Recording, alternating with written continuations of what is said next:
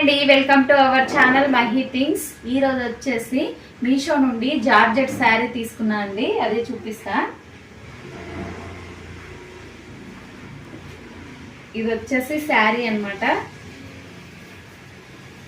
ఇది పళ్ళు, ఇలా టాజిల్స్ ఇచ్చారు. పళ్ళు అండి. ఇది శారీ వచ్చేసి ఇలా ఉంటుంది చూడండి. కలర్ అయితే నాకు చాలా బాగా నచ్చిందండి, సూపర్ కలర్ కాంబినేషన్. ఇలా ఉంది శారీ. 6 మీటర్ ఉందండి శారీ. హైట్లో కూడా చాలా హైట్, మంచిగా హైట్ ఉందండి, తీసుకోవచ్చు.